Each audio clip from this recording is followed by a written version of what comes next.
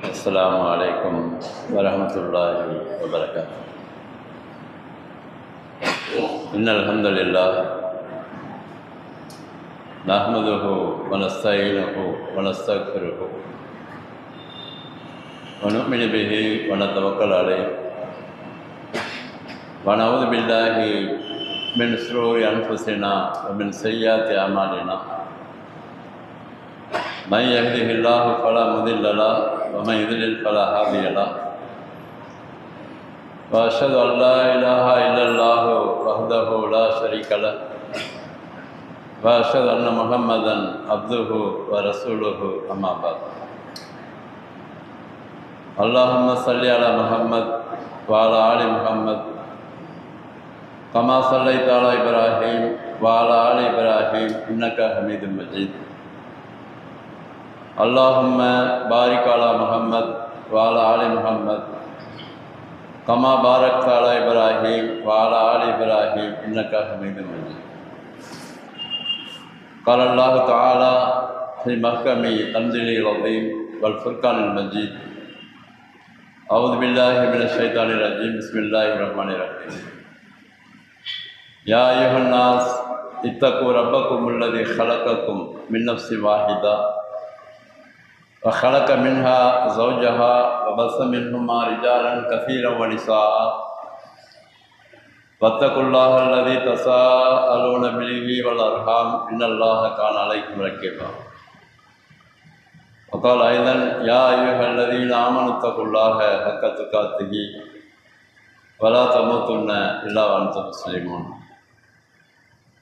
يا أيها الذين آمنوا اتقوا الله وقولوا قولا سديدا يصلح لكم أعمالكم ويغفر لكم ذنوبكم ومن يطع الله ورسوله فقد فاز فوزا عظيما.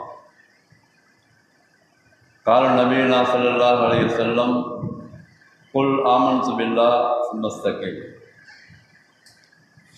وقال أيضا صلى الله عليه وسلم: إن أصدق الحديث كتاب الله وخير الهدي هدي محمد صلى الله عليه وسلم وشر الأمور محدثاتها وكل محدثة بدعة وكل بدعة ضلالة وكل ضلالة في النار.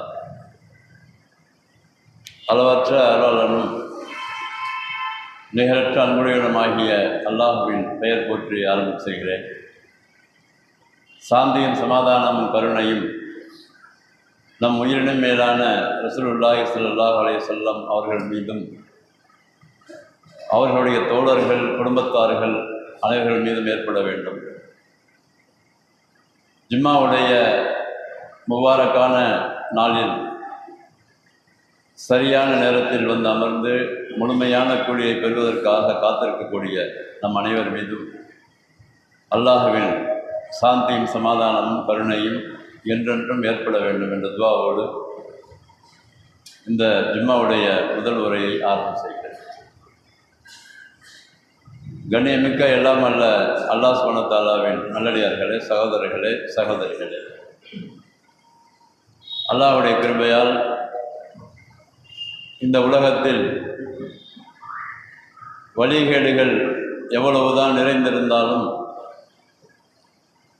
வல்ல ரஹ்மான் நம்மை போன்ற சில குறிப்பிட்ட பேர்களை மாத்திரம் நேரான வழியில் நடத்தி கொண்டு இருக்கிறார். நேர்வழி என்பது வல்ல ரஹ்மான் நமக்கு கொடுத்த அருட்கொடை. அந்த அருட்கொடையை நாம் எந்த அளவிற்கு பெற்றுக்கொண்டு நடைமுறைப்படுத்துகிறோமோ அந்த அளவிற்கு நம் உள்ளத்தின் அடித்தளத்தில் ஈமான் என்ற பொக்கிஷத்துடைய அந்த ஒளி சுடர்விட்டு பிரகாசமாக இருந்து கொண்டே இருக்கும். இந்த நேர்வழிக்கு மூல காரணமாக இருக்கிற அல்லாஹுடைய வஹி அல் குர்ஆன், அந்த அல் குர்ஆன் கடந்து வந்த பாதையை கொஞ்சம் நாம் திரும்பி பார்க்கும் பொழுதுதான் எத்தனை சிரமங்களுக்கு மத்தியிலே இந்த குர்ஆன் நம்மிடத்திலே கடந்து வந்திருக்கிறது என்பது விளங்கும். ரசூலுல்லாஹி ஸல்லல்லாஹு அலைஹி வஸல்லம் அவர்களுடைய 40 வயதுக்கு பிறகு முதலாக இறங்கிய இக்ர பிஸ்மி ரப்பிக்கல் லதீ ஹலக் என்று சொல்லக்கூடிய ஆயத்திலிருந்து இறுதி வசனங்கள் வரை கிட்டத்தட்ட 23 ஆண்டுகள் அவர்களுக்கு இறங்கிய அந்த வசனங்கள் எல்லாம் கொஞ்சம் கொஞ்சமாக இறக்கப்பட்டு அவர்கள் உள்ளத்தில் ஆணித்தரமாக அது பதிவு செய்யப்பட்ட அந்த விஷயங்களை தன் முன்னால் இருக்கிற தோழர்களுக்கு எடுத்து சொல்லி அதை புரிய வைத்து விளங்க வைத்து ஏற்கனவே வழிகேட்டில் வாழ்ந்து கொண்டிருந்த அந்த சமுதாய மக்களை எல்லாம் நேரான வழியை காண்பித்து கொடுத்து நேர்வழி படுத்தியிருக்கிறார்கள் ரசூல் ஸல்லல்லாஹு அலைஹி வஸல்லம். அப்போ நேர்வழி என்பது எங்கிருந்து கிடைக்கிறது, எங்கிருந்து கிடைத்தது ரசூல் ஸல்லல்லாஹு அலைஹி வஸல்லம் அவர்களுக்கு என்றால், அல்லாஹ்வுடைய நேரடி கண்காணிப்பில் நேரடியாக பரிசீலனை செய்யப்பட்டு அதில் எந்த விதமான கூடுதல் குறைவு இல்லாமல் பல முறை அதை சரிபார்க்கப்பட்டு இறுதியாக ரசூல் ஸல்லல்லாஹு அலைஹி வஸல்லம் அவர்கள் மூலமாக ஓதி காட்டப்பட்டு நிறைவு செய்யப்பட்டது தான் அல் குர்ஆன். அந்த குர்ஆனுக்குள்ள ஒரு புள்ளியை கூட யாரும் மாற்றிவிட முடியாது, உலகம் அழிகின்ற வரை. ஏன்னா அல்லாஹ் சுப்ஹானஹு வ தஆலா அதை பாதுகாக்கிறார். அதனுடைய எழுத்துக்களையோ வார்த்தைகளையோ வார்த்தையின் கருத்துகளையோ விளக்கங்களையோ யாரும் அதை மாற்றிவிட முடியாது. அந்த அளவிற்கு மிகவும் பலமாக அது பாதுகாக்கப்படுகிறது. ஆரம்பத்தில் ரசூல் ஸல்லல்லாஹு அலைஹி வஸல்லம் அவர்களுக்கு இறக்கப்பட்ட அந்த குர்ஆனுடைய அரபி வாசகங்கள் அவர்களுக்கு முதல்ல நன்றாக விளங்கியது. அதற்கு பிறகு விளங்கிய விஷயத்தை தன் முன்னால் இருக்கிற சஹாபாக்களுக்கு சொன்னார்கள். இக்ர பிஸ்மி ரப்பிக்கல் லதீ ஹலக் அப்படின்னா என்னன்னு ரசூலுல்லாஹ்வுக்கு விளங்கும். எழுத படிக்க தெரியாதது தவிர இறங்கிய வசனத்துடைய அர்த்தம் என்ன என்பது விளங்கும். ஏனென்று சொன்னால் அரபி தான் அவர்களுடைய தாய்மொழியாக இருந்தது. அதற்கு பிறகு தினமும் இறங்குகிற அரை வசனமோ அல்லது முழு வசனங்களோ ரசூல் ஸல்லல்லாஹு அலைஹி வஸல்லம் அவர்களுக்கு வந்த பிறகு தன் முன்னால் இருக்கிற சஹாபாக்களுக்கு அதை சொல்லும் பொழுது அவர்களுக்கு நன்றாக விளங்கியது.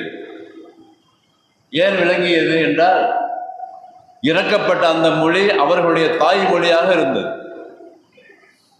இதான் ப்ளஸ் பாயிண்ட். அவங்களுக்கு தாய்மொழியாக அது இருந்ததால் அல்லாஹ் என்ன சொல்லுகிறான் என்பது நன்றாக புரிந்தது. புரிந்து கொண்டு ஏற்கனவே அவர்கள் எந்த தவறை செய்து கொண்டிருந்தார்களோ அந்த தவறுகளை நாம் இனிமேல் செய்யக்கூடாது என்று லைவாக விளங்கினாங்க. அவங்க இறங்கின உடனேயே கொஞ்சம் கொஞ்சமாக இறங்கி அந்த வசனங்களுடைய அர்த்தத்தை விளங்கி கொண்ட அவர்கள் அதற்கு மாற்றமாக செயல்பாடுகள் இருக்கும் போதெல்லாம் அவர்கள் உள்ளத்தின் அடித்தளத்தில் ஞாபகம் வந்தது, நாம் ஏற்கனவே வழிகேட்டிலே இருக்கிறோம், நம்மை படைத்தவன் இப்படி சொல்லி இருக்கிறான், அதன் காரணத்தினால ஏற்கனவே நம்மிடத்தில் இந்த பழக்கங்கள் நம்மிடத்தில் இருக்கக்கூடாது என்று ஒரு முடிவை உள்ளத்தின் அடித்தளத்திலே அவர்கள் நியத்தாக வைத்துக் கொண்டார்கள். அதன் காரணத்தினால வசனங்கள் இறங்க இறங்க இறங்க அவர்களுக்குள்ளே இருந்த தவறுகள் எல்லாம் கொஞ்சம் கொஞ்சமாக வெளியானது. என்ன அல்லாஹ் இப்படி சொல்லுகிறான், என் பழக்கம் இப்படி இருக்கிறது என்று சிந்தித்து பார்த்தார்கள். அல்லாஹ் இப்படி சொல்லுகிறான், அல்லாஹ் மதுவை தடை செய்கிறான் என்றால், ஓஹோ நம் மது குடித்து கொண்டிருக்கிறோம், அது தவறு போல் இருக்கிறது என்று விளக்கி கொண்டார்கள். விபச்சாரம் தடை செய்யப்படுகிறது, தடை செய்யப்பட்டது என்று சொன்னால் நாம் தடை செய்து கொள்ள வேண்டும் என்று விளங்கினார்கள். உடனே தடை செய்து கொண்டார்கள். தங்களை மறைத்து கொள்ள வேண்டும் என்று வசனம் வருகிறது, ஓஹோ நம்ம மறைத்து கொள்ள வேண்டும் என்று சொல்லி மறைத்து கொண்டார்கள். இப்படித்தான் எந்த வசனங்கள்லாம் அல்லாஹ்விடமிருந்து வருகிறதோ ரசூல் ஸல்லல்லாஹு அலைஹி வஸல்லம் அவர்கள் படித்து காண்பிக்கிறார்களோ ஓதி காண்பிக்கிறார்களோ அதை விளங்கிய காரணத்தினால தான் அவர்கள் முழுமையாக அந்த பழக்க வழக்கங்களை கேடுகட்ட பழக்க வழக்கங்களாம் விட்டு நேரான பக்கம் வந்தார்கள். அப்ப முக்கியமான காரணமாக இருக்கிறது என்ன என்றால், அல்லாஹ்வுடைய கட்டளைகளை அதை நாம் முதல்ல புரிந்து கொள்ள வேண்டும் என்ற விஷயம்தான் விளங்குது. அது மூலமாக அல்லாஹ்வுடைய வசனங்களை முதல்ல புரிந்து கொள்ள வேண்டும். அந்த புரிந்து கொள்வதற்கு எத்தனை 1000 ஆண்டுகள் ஆகியிருக்கிறது என்று சொன்னால், குர்ஆன் இறங்கி கிட்டத்தட்ட 1450 வருஷங்களுக்கு மேல் ஆகிறது. நம்மிடத்தில் நம் தாய்மொழியில் எப்போ வந்தது என்றால், குறைந்தது நம்ம தமிழ்நாட்டுக்கு 70 ஆண்டு காலம் 75 ஆண்டு காலத்துக்கு முன்பு தான் இந்த டிரான்ஸ்லேஷன் என்று சொல்லக்கூடிய மொழிபெயர்ப்பு வந்தது. அப்போ கிட்டத்தட்ட 1300 ஆண்டுகளுக்கு மேலாக, 1350 ஆண்டுகளுக்கு மேலாக அந்த குர்ஆன் நடந்து வந்த பாதையை பார்த்தீங்கன்னா, ஆரம்பத்தில் அரபியில் வந்த அந்த குர்ஆன் எழுதி பாதுகாக்கப்பட்டது, அதற்கு பிறகு ஒன்று சேர்க்கப்பட்டது, அதற்கு பிறகு அது எப்படி ஓத வேண்டும் என்று சொல்லிக் கொடுக்கப்பட்டது, கோடு இல்லாத விஷயங்கள்லாம் கோடு போடப்பட்டது, அதற்கு பிறகு எங்கே நிப்பாட்ட வேண்டும் எங்கே ஓத வேண்டும் என்று சொல்லிக் கொடுக்கப்பட்டது, அதற்கு பிறகு அச்சசல் மாறாமல் உலகம் முழுவதும் கொஞ்சம் கொஞ்சமாக பரப்பப்பட்டுக்கொண்டே இருந்தது. தவிர அங்கே அல்லாஹ் என்ன சொல்லுகிறான் என்ற விழிப்புணர்வை ஏற்படுத்துவதற்கான அறிஞர்கள் அன்று இல்லை. ஏன்? முதல்ல அவங்க என்ன நினைச்சாங்க, முதல்ல உலகம் முழுவதும் இந்த குர்ஆன் செல்லட்டும் முதல்ல, அதற்கு பிறகு சென்ற பிறகு அந்தந்த மொழிகளில் உள்ள அந்த மொழிக்கலை வல்லுநர்களை அழைத்து அவர்கள் ஆலோசனை செய்கிறார்கள். சவுதி அரேபியா அரசாங்கம் ஆலோசனை செய்கிற போதுதான் எந்தெந்த மொழிகளெல்லாம் இது படிக்கப்படுகிறதோ அங்கெல்லாம் இதை நாம் என்ன செய்யணும், அந்த தாய்மொழியில் அதை மொழிபெயர்ப்பு செய்ய வேண்டும் என்ற ஒரு மஷூராவை ஏற்படுத்தி அந்தந்த மொழிகளில் உள்ள அறிஞர்களை அழைத்து அவர்கள் ஆலோசனை செய்து ஓரளவுக்கு அவங்க இப்போ என்ன பண்ணுறாங்க, ஒரு மிகப்பெரிய அந்த அச்சகத்தை ஏற்படுத்தி மதினாவில் எல்லா இடங்களுக்கும் பிரிண்ட் பண்ணி அனுப்புகிறாங்க அந்தந்த மொழிகளுக்கு தகுந்த மாதிரி. நீங்கள் மதினா போனால் பார்த்துருப்பீங்க, சவுதி அரேபியாவில் அங்கே பார்த்தீங்கன்னா மிகப்பெரிய அச்சகத்தில் பிரிண்டிங் ஆஃபீஸில் எல்லா மொழி உலகத்தில் இருக்கிற கிட்டத்தட்ட எல்லா மொழிகளுக்குமான குர்ஆனை அரபியிலும் அந்த மொழியிலும் அச்சடித்து அவங்க அனுப்பிக்கொண்டே இருக்கிறார்கள், லட்சக்கணக்கான பிரதிகளை.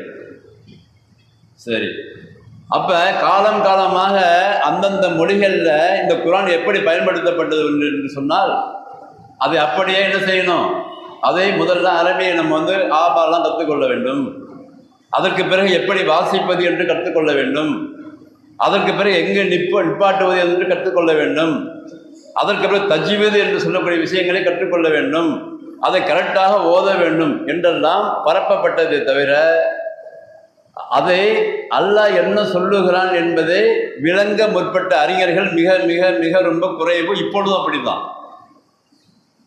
நான் சொல்றது ஒரு 100 வருஷத்துக்கு முன்னாடி பரவாயில்ல, இப்பொழுது கூட இந்த அளவிற்கு எல்லா மொழிகளுக்கும் இந்த குர்ஆன் டிரான்ஸ்லேஷனோடு அனுப்பப்பட்ட பிறகு கூட குர்ஆனை ஓதினால் போதும் என்ற கொள்கையில் உள்ளவர்கள் தான் அதிகமாக இருக்கிறோம் நம்மளில் கூட.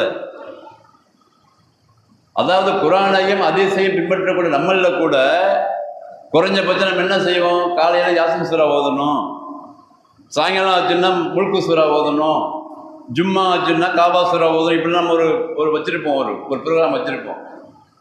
அதை ஓதி மூடி வச்சுட்டு தான் போவோம். நன்மை கிடைக்க தான் செய்யும், அது மாற்று கருத்து இல்லை, நன்மை கண்டிப்பாக கிடைக்கும். ஒரு எழுத்துக்கு 10 நன்மை இருக்குது, அதில் மாற்று கருத்துலாம் ஒன்றும் கிடையாது. ரசூல் சொல்லிட்டாங்கன்னா அதில் மாற்று கருத்து கொள்வதற்கு எந்த உரிமையான ஆண்களுக்கும் பெண்களுக்கும் எந்த உரிமையும் கிடையாது.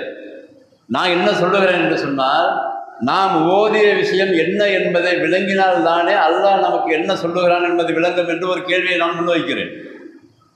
நாம் ஓதுகிற விஷயம் என்ன ஓதுகிறோம், ஓத வேண்டும் தான், தஜ்வீது முறைப்படி ஓத வேண்டும், சரியாக அந்த மஹரஜ் என்று சொல்லக்கூடிய உச்சரிப்பை சரியாக உச்சரிக்க வேண்டும். உச்சரிப்பை மாற்றி படித்தால் அர்த்தம் மாறிவிடும், அது டேஞ்சரான சப்ஜெக்டு தான். அதோடு கூடி அது என்ன சொல்லுகிறது என்பதை விளங்கி படிக்க ஆரம்பித்து விட்டோம் என்று சொன்னால் மிகப்பெரிய மறுமலர்ச்சி நம்மிலே ஏற்படும், நமக்குள்ளே ஏற்படும். முதல்ல இதை நான் கற்பனையாலாம் சொல்லலை, நம்ம சாதாரணமாக ஓதுகிற சூரத்துல் ஃபாத்திஹா இருக்குல்ல, சூரத்துல் ஃபாத்திஹாவுடைய அர்த்தத்தை மாத்திரம் சரியாக விளங்கி கொண்டால் இந்த சமுதாயத்தில் இத்தனை சிறுக்கு இருக்காது. எத்தனையோ அரபிக் கல்லூரியில் படித்த ஆலிம் சாக்கள் கூட அந்த அரபியில் உள்ள அந்த வாசகத்துக்கான அர்த்தத்தை ஒழுங்காக படித்து அதை விளங்கி சொல்லியிருந்தார்கள் என்று சொன்னால் இத்தனை சிறுக்குகள் இருக்காது நம்ம சமுதாயத்தில். முஸ்லிம் என்ற பெயரில் இத்தனை சிறுக்குகளுக்கு காரணம் என்ன, ஃபாத்தியா சூறாவை கூட விளங்கவில்லை. அந்த ஃபாத்தியா சூரா படுகிற பாடம் பார்த்தீங்கன்னா நம்ம சமுதாயத்தில் எங்கே பார்த்தாலும் ஃபாத்தியா ஃபாத்தியா ஃபாத்தியான்னு ஏன் சொல்கிறாங்க? வீடை கட்டுனா ஃபாத்தியா, மௌத்தானா ஃபாத்தியா, ஒரு விசேஷம்னா ஃபாத்தியா, ஏஜ் அட்டன் பண்ணா ஃபாத்தியா, புது துணி எடுத்தா ஃபாத்தியா, புது கடை திறந்தா ஃபாத்தியா, எதுக்கு பார்த்தாலும் ஃபாத்தியா. ஏன் ஃபாத்தியா எதற்கு இறங்கியது என்ற தெரியலன்னு அர்த்தம். அதுக்கு ஃபாத்தியா எதற்கு இறங்குன்னு தெரியாம ஒரு கூட்டம் அதை வைத்து சம்பாதிக்கிறது, இன்னொரு கூட்டம் முன்னால் உட்கார்ந்து கேட்டுக்கொண்டிருக்கிறது, அவர்களை இந்த கூட்டம் யூஸ் பண்ணுகிறது. அதனால ஃபாத்தியா சூரா ஃபேமஸ் ஆயிடுச்சு. எங்க பார்த்தாலும் ஃபாத்தியா ஏன் ஃபேமஸ் ஆகுது என்றால், அந்த ஃபாத்தியா சூரா அல்லாஹ் என்ன சொல்லுகிறான் என்று சொல்லி விளங்கல. நம்ம எப்படி ஆரம்பிக்கிறோம்? சூறாவை ஓதும் போது அவுது பில்லாஹி மினஷ் ஷைத்தானிர் ரஜீம் என்று ஆரம்பிக்கணும். இது எப்படி படிக்கிற முறை என்று சொன்னாலும் சொல்ல பாருங்க, மேலே ட்ரை பண்ணி பாருங்க. நீங்க எப்படி இந்த குரானை அணுக வேண்டும் என்று சொன்னால், இந்த காலத்தில் எப்படி அணுக வேண்டும் என்று சொன்னால், அவுது பில்லாஹி மினஷ் ஷைத்தானிர் ரஜீம் இருக்கிறது. அதில் எத்தனை வார்த்தைகள் இருக்கிறது? அவுது என்று இருக்கிறது, பில்லாஹி என்று இருக்கிறது, மின் என்று இருக்கிறது, ஷைத்தான் என்று இருக்கிறது, ரஜீம் என்று இருக்கிறது. 5-6 எழுத்துக்கள் இருக்கிறது, வார்த்தைகள் இருக்கிறது.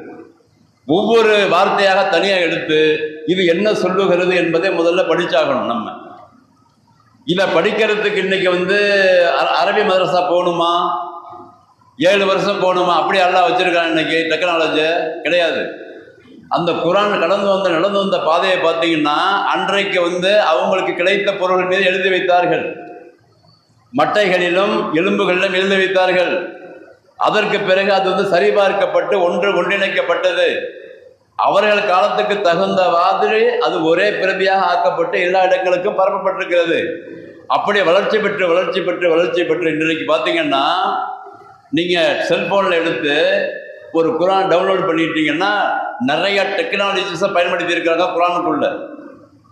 ஒரு வார்த்தை அவுது என்று சொன்னால் அதனுடைய வேர்ச்சொல் எங்கேருந்து வருது, அது என்ன, இப்போ ஃபியூச்சர் டென்ஸா, பாஸ்ட் டென்ஸா, அல்லது ப்ரெசன்ட் டென்ஸா, கடந்த காலமா, நிகழ்காலமா, வருங்காலமா, அது எங்கேருந்து ரூட்டோடு வருது, அதுக்கு என்ன அர்த்தம், அது சம்பந்தமாக குரானில் எத்தனை வார்த்தைகள் இருக்குது, அதுக்குள்ளே எத்தனை எழுத்து இருக்குது எல்லாம் பிரித்து ஆய்வு செய்து டெக்னாலஜியை யூஸ் பண்ணி இன்றைக்கி நம்ம கையில் செல்ஃபோனில் வந்துருக்குது. எல்லா உபகரணத்திலும் இருக்குது. எத்தனை டெக்னாலஜி வருதோ அதையெல்லாம் மிஞ்சுகிற வகையில் குரானுடைய அந்த அர்த்தத்துக்கான சாஃப்ட்வேர்கள் உண்டாக்கப்பட்டிருக்கிறது. இது அல்லாஹ் பாதுகாக்கிறான். ஆரம்ப கட்டம் மாதிரி கிடையாது. இப்போ 7 வருஷம் போய் அங்கே போய் உட்காந்து தான் குப்பை கொட்டிட்டு படிக்கணும்னு அவசியம் எல்லாம் கிடையாது. உட்கார்ந்த இடத்துல ஒரு நாளைக்கு அரை மணி நேரம் யூஸ் பண்ணீங்கன்னாக்கா அவுதுனா என்ன, பிஸ்மில்லா பில்லாஹின்னா என்ன, சைத்தானா என்ன, ரஜீம்னா தெரிஞ்சுக்கலாம். ஒரு நாளைக்கு விரட்டப்பட்ட சைத்தானிடமிருந்து நான் பாதுகாப்பு தேடுகிறேன்னு வரும். இப்போ அடுத்த என்ன வரும், பிஸ்மில்லாஹி ரஹ்மானி ரஹீம்னு வரும். இப்போ அதுக்கும் அர்த்தம் இருக்குது உள்ள. பிஸ்மில்லா என்ன, அல்லாண்டா என்ன, ரஹ்மான்னா என்ன, ரஹீம்னா என்ன. அளவற்ற அல்லாஹ்விடம் நிகரற்ற அன்புடையமாகி அல்லாஹ்வின் பெயரால் ஆரம்பம் செய்கிறேன் பிராக்கெட்டில் இருக்கும். அல்ஹம்துலில்லாஹி ரப்பில் ஆலமீன், எல்லா புகழும் அகில உலகத்தை படைத்து வளர்த்து பரிபாலனம் செய்கிற அல்லாஹ்வுக்கு தான். அர் ரஹ்மான் ரஹீம் திரும்பி மீண்டும் வருது. அளவற்ற அல்லாஹ் நிகரற்ற அன்புடையோன். மாலிகி யௌமித்தீன், அவன் தான் மறுமை நாளுடைய அரசனாக இருக்கிறான். இப்போ முதல்ல என்ன செஞ்சேன், இப்போ இந்த 3 லைனில் குரானை ஓதுவதற்கு முன்பாக ஷைத்தான்ட்டு பாதுகாப்பு கேட்டிருக்கிறோம். அல்லாஹ் சொல்கிறான், இதா கராத்தல் குரான ஃபஸ்தைது பில்லா, குரான் வசனம் இது. நீங்கள் குரானை ஓத முற்பட்டால் ஷைத்தான்ட்டு பாதுகாப்பு பெறுங்கள். அதனால நம்ம அவுது பில்லாஹி மினஷ் ஷைத்தானிர் ரஜீம் வச்சு ஓதுறோம். அதுக்கு பிறகு எந்த நல்ல செயலை நம்ம ஆரம்பித்தாலும் பிஸ்மில்லா சொல்ல வேண்டும். பிஸ்மில்லாஹி ரஹ்மானி ரஹீம் சொல்லுறோம். அதற்கு பிறகு எந்த விஷயத்தை நாம் கேட்பதாக இருந்தாலும் முதல்ல அல்லாஹ்வை புகழ வேண்டும். நமக்கு ஒரு தேவை இருக்கிறது, அந்த தேவையை அல்லாஹ்ட்ட கேட்கணும். உதாரணமாக என்ன பாவத்தை மன்னிக்கணும் அல்லாஹ். இப்போ யா அல்லாஹ் என்ன பாவத்தை மன்னிச்சிரியா அல்லாஹ் அப்படின்னு கேட்பதற்கு முன்பாக நான் அல்லாஹ்வை புகழணும். எப்படி புகழணும்? அந்த கஃபார், நீ தான் பாவத்தை மன்னிக்கக்கூடியவன், உன்னை தவிர பாவத்தை மன்னிக்கக்கூடியவன் யாரும் கிடையாது.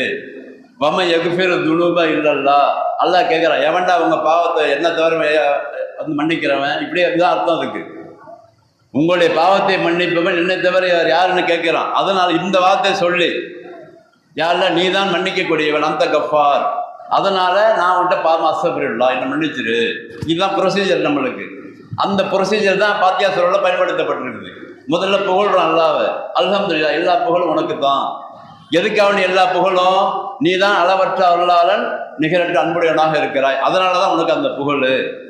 அதுக்கப்புறம் இன்னொரு குவாலிட்டி உனக்கு இருக்குது, மாலிக்கு யௌமித்தீனாக இருக்கிறாய், மறுமை நாளுடைய அரசனாக நீ தான் இருக்கிறாய். நீ தான் நான் வந்து உன் முன்னாடி நிற்க போகிறேன், நீ தான் எனக்கு தீர்ப்பு வழங்க போகிறாய். அதனால் இந்த புகழ், இந்த விஷயம்லாம் ஓட்ட இருக்கிறதுனால எல்லா புகழும் உனக்கு. இப்போ 3 லைனில் அல்லாஹ் புகழ்ந்தாச்சு. அதுக்கப்புறம் துவா செய்கிறேன். இப்போ அடுத்தது என்ன துவாது? ஈயாக்க நாபுது வையாக்க நஸ்தஈன். உன்னைத்தான் நாங்கள் வணங்குகிறோம், உன்னிடம் தான் உதவி தேடுகிறோம். அதனால இஹ்தின சிராத்தல் முஸ்தகீம், அதனால எங்களுக்கு நேரான வழியை காட்டியா அல்லாஹ். இஹ்தின சிராத்தல் லதீன அன்அம்த அலைஹிம், நீ யாருக்கு இந்த உலகத்தில் அருள் புரிந்தாயோ அந்த வழியை எனக்கு தந்துரியா அல்லாஹ். வழியை கேட்டுட்டு அந்த வழி எப்படி இருக்கணுமா? இந்த உலகம் படைக்கப்பட்டதிலிருந்து இன்று வரை யார் யார் மீதெல்லாம் நீ அருள் புரிந்தாயோ அந்த வழி எனக்கு கொடுத்துறியா அல்லாஹ். கயரில் மகுதூபி அலைஹிம் வலத்தாலின், இந்த உலகம் படைக்கப்பட்டதிலிருந்து யாரெல்லாம் நீ கோபப்பட்டாயோ, யாரெல்லாம் வழிகேட்டில் போயிட்டாங்களோ அந்த வழி எனக்கு தந்துடாதையா அல்லாஹ் அப்படின்னு இதில் பேசுகிறோம் நம்ம அல்லாட்ட. ஃபர்ஸ்ட் பாயிண்ட்டு சைத்தாண்ட அந்த பாதுகாப்பு கேட்குறோம். 2வது பாயிண்ட்டு அல்லாஹ்வின் பெயரை சொல்லி ஆரம்பிக்கிறோம். 3வது பாயிண்ட்டு அல்லாஹ்வை புகழுகிறோம். 4வது நம்முடைய தேவைகளை கேட்கிறோம். அது உள்ளே இருக்கிறது 4 சப்ஜெக்ட் தான் இருக்குது. இந்த 4 சப்ஜெக்ட் உள்ள இந்த சூரத்துல் ஃபாத்தியாவைத்தான் ரசூலுல்லாஹ் சொன்னாங்க, எல்லா தொழுகையிலையும் இதை ஓதுங்க. அந்த அந்த கண்டிப்பாக அதை ஓத வேண்டும் என்ற கருத்துப்பட உள்ள ஹதீஸ்லாம் இருக்குது நிறையா. ஃபாத்தியா சூராவை நீங்கள் ஓதிருங்க, எப்படியாவது கஷ்டப்பட்டு ஓதிருங்க. ஏன்? 4 விஷயங்கள் தான் முக்கியம் நம்மளுக்கு. இந்த மார்க்கத்தில் நிலையாக இருக்க வேண்டும் என்று சொன்னால் இந்த 4 விஷயம் முக்கியம். இந்த 4 விஷயத்தை தாண்டி குர்ஆனில் மொத்த குர்ஆன்லையுமே எங்கே சுற்றி பார்த்தா இந்த 4 பாயிண்ட் தான் இருக்கும்.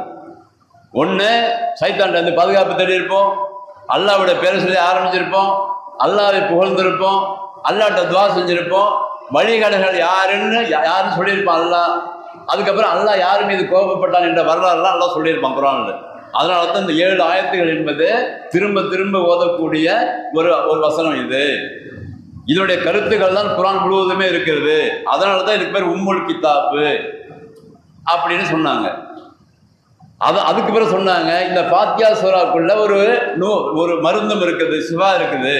அதை நீங்கள் ஓதி எப்படி வச்சுக்கிங்க? ஒன்று ஊதுங்க, இல்லை ஓதுங்க, எப்படி இருந்தாலும் சரி. அது உடம்புல தலைவிட்டு படுக்கும் பொழுது இரவு நேரங்களில் படுக்குவதற்கு முன்பாக சூரத்துல் ஃபாத்தியா ஓதிக்கொள்ளுங்கள், குல் ஹுவல்லாஹத்தை ஓதிக்கொள்ளுங்கள், குல்லவது பிறப்பின் ஃபலக்கை ஓதிக்கொள்ளுங்கள், குல்லவது பிறப்பின் ஆசை ஓதிக்கொள்ளுங்கள். இதெல்லாம் சொன்னாங்க ரசூலுல்லாஹ். ஏன்னா அந்த சூறாக்கள் எல்லாம் நம்முடைய பாதுகாப்புக்காக அல்லாஹ்ட்ட துவா செய்கிற விஷயமாக இருக்குது. வேற ஒன்றும் இல்லை. அங்கே 4 சூறா என்னதான் இருக்குது? அல்லாஹ்ட்ட பாதுகாப்பு தேடுகிறோம். அப்போ பாதுகாப்பு தேடுகிற அந்த சூறாவை ரசூல் ஸல்லல்லாஹு அலைஹி வஸல்லம் என்ன முறைப்படி சொன்னார்களோ அதை அப்படியே ஃபாலோ பண்ணால் பிரச்சனை இல்லை. ஆனால் அது மிஸ்யூஸ் செய்யப்படுகிறது. ஏனென்று சொன்னால் அது உள்ளே இருக்கிற அந்த விஷயம் என்ன என்று விளங்குது. இதுதான் காரணம். விளங்காத மக்களுக்கு முன்னாடி தான் இந்த கொள்ளை கூட்டம் போய் அதை காசு பார்க்குது. மக்களுடைய அறிவினம் இருக்குல்ல, இந்த அறிவினம் தான் அவர்களுடைய மூலதனம். எப்படி மற்ற மதங்கள் எல்லாம் மக்கள்கிட்ட இருக்கிற மூலத்தனமான விஷயங்களை, அறிவில்லாமல் இருக்கிற விஷயங்களை லாபம் பார்த்து அவைகளை வழிகெடுக்கிறதோ, அதே மாதிரி தான் இந்த கூட்டமும் மக்கள் முன்னால் இருக்கிற மக்களுக்கு இதில் தொடர்பு இல்லை, குர்ஆனோட தொடர்பு இல்லை தெரியும் நல்லா அவங்களுக்கு. குர்ஆனை அப்படி ஓதிக்கிட்டே போனால் போதும், ராகமாக ஓதுனா போதும், அதை அப்படியே தொங்க விட்டா போதும், அது கண்ணியை குடிச்சா போதும், கண்ணில் ஒத்திக்கிட்டா போதும்னு பழக்கி வச்சிருக்கிறாங்க. நல்லா தெரியும் அவங்களுக்கு. அதை சாதகமாக பயன்படுத்திக்கிட்டு தான் எங்கே போனாலும் ஃபாத்தியா தான். அந்த குல்லவது பிறப்பின் ஃபலக்கு, குல்லவது பிறப்பின் நாஸ் சூறாவும் இப்படி தான் பாடுபடுது. அதையெல்லாம் எப்படி யூஸ் பண்ண சொன்னாங்களோ அதுக்குள்ளே என்ன இருக்குன்னு தெரிஞ்சால் தானே அதை நம்ம யூஸ் பண்ண முடியும், யூஸ் பண்ணணும். அதுதான் ரசூலுல்லாஹ் சொல்லி கொடுத்தாங்க நம்மளுக்கு. அப்போ இதை சொல்கிறான் ஒருத்தர். நேற்று ஒரு 4 நாளைக்கு முன்னாடி வீடியோவில் இந்த ஈயாக்க நாபுது ஈயாக்க நஸ்தஈன், உன்னையே வணங்குகிறேன், உன்னிடம் தான் உதவி தேடுகிறேன், இஹ்தின சிராத்தல் முஸ்தகீம், நேரான வழியை கேட்கிறேன், துஆத்தை தான் அல்லாஹ்ட்ட கேட்கணும், கோரிக்கையெல்லாம் தர்கால போய் வைக்கணுங்கிறான். இப்படியே பேசுகிறான் டிவியில், வீடியோவில் பேசுகிறான். நல்லா எம்ஏ PhD படித்தவன், அரபியில் ஒரு கூட்டத்தை தன் முன்னாடி வச்சிருக்கிறவன் என்ன எப்படி பேசுகிறான்? அல்லாட்ட தான் துவா செய்யணும், அதெல்லாம் மாற்று கருத்து இல்லை. அல்லாட்ட கேட்கறது துவா, இங்கே போய் கேட்டால் கோரிக்கை இங்கே வைங்க, அந்த கோரிக்கை அவர் நிறைவேற்றி அங்கே வாங்கி கொடுப்பாருங்கிறான். யார் கொள்கை இது? இது யார் கொள்கை இது? அல்லாவுக்கு நமக்கு ஏதாவது இடையில ஏதாவது ஆள் வேணுமா? நமக்கு அல்லாட்ட துவா செய்யறதுக்கு நமக்கும் அல்லாவுக்கு இடையில இன்னொரு ஆள் பூர்ணமா ஏதாவது தேவையா நமக்கு? அதெல்லாம் யார் கொள்கை இது? இதெல்லாம் மாற்று மத கொள்கை இல்லையா இது? அவன் தான் கேட்குறான், கடவுளை பார்ப்பதாக, கடவுள்கிட்ட போய் வணங்குவதாக இருந்தால், கடவுள்கிட்ட கேட்பதாக இருந்தால் இடையில ஒரு ஆள் வேணும். என்கிட்ட வந்து உன் பேரை சொல்லு, நான் உனக்கு எல்லாம் வாங்கி தரேன், உனக்கு அந்த பாஷை புரியாது, கடவுள் பாஷை உனக்கு புரியாது, கடவுள் பாஷை நான் தான் படித்து வச்சிருக்கிறேன், அந்த கடவுள் பாஷை நீ படிக்கல, நீ பாமரனா இருக்கிற, என்கிட்ட சொல்லு, நான் அந்த பாஷையில் அந்த கடவுள்கிட்ட பேசி உனக்கு வாங்கி தர்றேன், நீ பாட்டு அங்கே நின்றுட்டுன்னு சொல்லிட்டு அவன் விட்டுட்டு போகிறான். நமக்கு அப்படியா? அல்லாஹ் என்ன சொல்றான்? அல்லாஹ் பற்றி சொல்லும்போது, யா இபாதி அல்லதி, அவன் கேட்குறாங்க என்னை பற்றி. அல்லாஹ் பற்றி என்ன சொன்ன? அல்லாஹ் இன்னே கரீப், நான் ரொம்ப கிட்ட இருக்கிறேன், உயிர் நரம்புக்கு மிக சமீபமாக இருக்கிறேன், எதை வேணாலும் என்கிட்ட கேளு, எந்த திரையும் கிடையாது. எது கூறனல்லாக கியாமன் கூதன் அல்லா ஜுனுபிஹிம், அவர்கள் இடத்துல கேட்பார்கள், உட்கார்ந்துக்கிட்டு கேட்பார்கள், படுத்து கொண்டு கேட்பார்கள், நடந்து கொண்டு கேட்பார்கள். எத்த ஃபக்கரோன ஃபி ஹல்கி சமாவாத்தி வல்லார், அவர்கள் வானங்களையும் பூமியை நினைத்து பார்ப்பார்கள். மா ஹலத்த ஹாதா பாத்திலா என்று சொல்வார்கள். யாரெல்லாம் இதெல்லாம் நீ வீணாக படைக்கவில்லை என்று நினைத்து பார்ப்பார்கள். அப்படியே என்று துவா செய்வாங்க. ரப்பனா இன்னனா சமயனா முனாதியன் யுனாதில் ஈமான் ஆமினே பி ரப்பிக்கும். அப்படி நடந்து போயிட்டு இருக்கும்போது, உட்காந்து போயிட்டு இருக்கும்போது, படுத்துக்கிட்டு இருக்கும் போதெல்லாம் அவங்க துவா செய்வாங்க. எப்படி துவா செய்வாங்க? யா அல்லாஹ், உன் மீது ஈமான் கொள்ள வேண்டும் என்று சொல்லி என்னை அழைத்தார்கள், அந்த அழைப்புக்கு நான் பதில் சொல்லி விட்டேன், நான் வந்து விட்டேன் என்று சொல்வார்கள். இப்படி எவ்வளவு சூப்பராக அல்லாஹ் சுப்ஹானஹு வ தஆலா குர்ஆன் முழுவதுமே தன்னை பற்றி சொல்லும் பொழுது, எது வேண்டுமானாலும் என்னிட்ட கேளு, நான் உனக்கு தரேன், ரொம்ப கிட்ட இருக்கிறேன், உள்ளத்தின் அடித்தளத்தில் ஊறுகிற என்ன ஓட்டத்தை நான் அறிகிறேன், எது வேணாலும் என்கிட்ட ஒழு கூட செய்ய தேவையில்லை. அந்த அளவிற்கு எவ்வளோ சூப்பராக நமக்கும் அல்லாஹ்வுக்குமான தொடர்பு இருக்குது.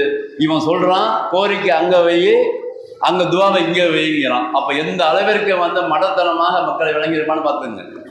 எந்த அளவிற்கு முட்டாளாக இருந்தால் முன்னாடி உள்ளவர்கள் அதை அப்படியே அதை கேட்டுக்கொண்டு நடைமுறைப்படுத்தி கொண்டு அவர்கள் நாங்களும் முஸ்லிம்களால் தான் இருக்கிறோம் என்று சொல்வார்கள் என்று சொன்னால் காரணம் என்ன?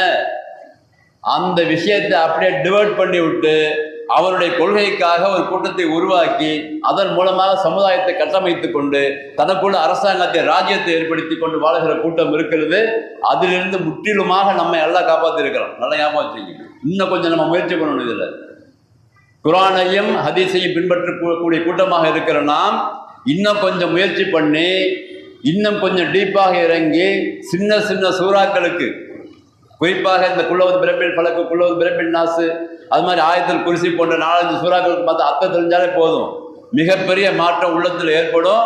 அதுக்கு பிறகு இந்த சமுதாயத்தை எந்த அளவிற்கு வழிகெடுக்கிறாங்கன்ற விஷயம் விளங்க ஆரம்பிச்சு, அந்த அளவுக்கு வழிகெடுத்து கொண்டிருக்கிறார்கள். இந்த கல்வி இந்த டைப்பில் தான் படிக்கிறோம் நம்ம எல்லாரும். இந்த குர்ஆனை இப்போ ஓதணும், ஓதிட்டு ஒரு நாளைக்கு 10 நிமிஷம் கையில் எடுங்க, அரை மணி நேரம் கையில் எடுங்க, நேரம் இருக்கும்போது செல்ஃபோன் எடுங்க போதும். அரபிக் கல்லூரி எல்லாம் ஒன்றும் தேவையில்லை.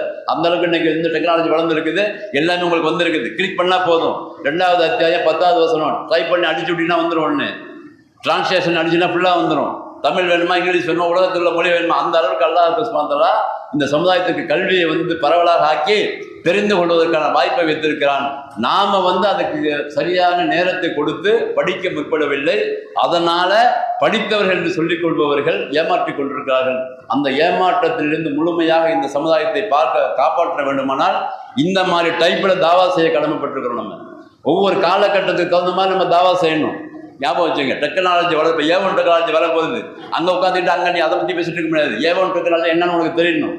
தாய்களுக்கு ஏவன் டெக்னாலஜினா என்ன, அது மூலமாக என்னத்தை உருவாக்குறான், அதுலேருந்து நம்ம எப்படி அதை மக்கள்கிட்ட சொல்கிறது, எல்லாம் படித்தாக வேண்டும். இளைஞர்கள் படிக்கணும். இது ஆதி காலத்தை வச்சுக்கிட்டு அந்த காலத்து புத்தகத்தை வச்சுக்கிட்டுலாம் படிச்சுட்டு உட்காந்து சட்டாவாதி இப்போ ஒத்துக்க மாட்டான், போயிட்டே இருப்பானுங்க. ஏன்னா டெக்னாலஜி வளர்றது என்பது அல்லாஹ்வுடைய இல்மு தான். அதுவும் அதன் மூலமாக மனித குலம் பயன்பெற வேண்டும் என்பதற்காகத்தான் அல்லாஹ் அதை ஏற்பாடு செய்கிறான் ஒரு மனிதன் மூலமாக. அதை நம்முடைய கொள்கைக்காக பயன்படுத்த நம்ம கற்றுக்கொள்ள வேண்டிய இளைஞர்கள். எத்தனை படிப்பு படிக்கிறீங்க இன்னைக்கு? காலேஜில் பெரிய பெரிய படிப்பு படிக்கிறீங்க, ஐடிலாம் படிக்கிறீங்க. அதோடு சேர்த்து இந்த அந்த அந்த கல்வியோடு சேர்த்து அல் குர்ஆனுடைய டெக்னாலஜி எப்படி கொண்டு வந்திருக்காங்க இன்னைக்கு பாருங்க. நீ ஆச்சரியமா இருக்கு. இன்னைக்கு தாய்களுக்கு நாங்கள்லாம் பேசுகிறோம்னா ஒரு காலத்தில் கஷ்டம், அந்த குறிப்பு எடுக்கிறதுக்கெல்லாம் எந்த வசனத்தை எங்கே எடுக்கிறது ரொம்ப கஷ்டப்படுவோம், பரட்டை எடுக்கணும். இன்னைக்கு அப்படி கிடையாது. 5 நிமிஷத்தில் அவ்வளோத்தையும் எடுத்து வந்துடலாம். ஹதீஸ் வேணுமா நம்பர் தட்டினா போதும், குர்ஆன் வசனம் வேணுமா நம்பர் தட்டினா போதும், பிரிண்ட் வேணுமா செல்போனை வச்சு பேசிட்டு போயிடலாம். அந்த அளவிற்கு இன்றைக்கு எளிமையாக இருக்கிறது. எளிமையாக இருக்கிற இந்த விஷயத்தை தான் நாம் பயன்படுத்தாமல் ஏற்கனவே அந்த மூடர்கள் சொல்லுகிற கொள்கையை வைத்துக் கொண்டு வாழுகிற சமுதாயமாக இந்த முஸ்லிம் சமுதாயம் இருக்கிறது. ஷிர்க்குடைய படுபாலத்தில் போய்கிட்டு இருக்கு. இந்த குர்ஆனுடைய விஷயங்கள் தெரியாத காரணத்தில் அதை கவலைப்பட்டு இன்ஷா அல்லாஹ் இந்த கல்வியை நாம் படிக்க வேண்டும். வல்ல ரஹ்மான் நம் அனைவருக்கும் அருள் புரிந்து குர்ஆனை அணுகுகிற முறையோடு அணுகி அதை தெரிந்து கொள்ளுகிற முறையோடு தெரிந்து கொண்டு சரியான விளக்கத்தை பெற்றவர்களாக வல்ல ரஹ்மான் நம் அனைவரும் ஆக்கி அருள் புரிவானாக. வாஹிரு தஅவானா அல்ஹம்துலில்லாஹி ரப்பில் ஆலமீன்.